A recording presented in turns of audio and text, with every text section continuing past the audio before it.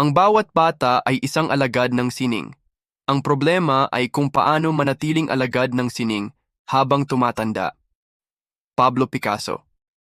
Magandang araw sa iyo, kaibigan. Kamusta ka? Gusto kitang yayain sa isang simpleng pagninilay. Hindi tungkol sa pagpipinta o musika o pagsusulat lang, kundi tungkol sa buhay mismo bilang sining.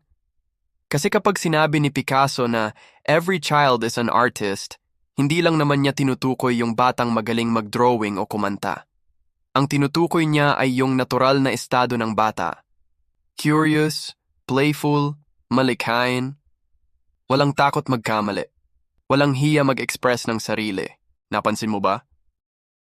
Kapag bata, kahit hindi marunong mag-drawing, gagawa pa rin ng drawing. Kahit hindi magaling kumanta, kakanta pa rin. Walang takot sa judgment. Walang, ano kaya sasabihin nila? Pero habang tumatanda tayo, unti-unting nawawala yan. Hindi dahil gusto natin, kundi dahil tinuruan tayo. Tinuruan tayong, hindi ka magaling dyan. Tumigil ka na sa kakapantasya. Hanggang sa dumating yung punto na tumigil na tayo hindi dahil ayaw natin, tumigil tayo dahil natakot na tayo. At doon pumapasok yung sinabi ni Picasso, "The problem is staying an artist when you grow up."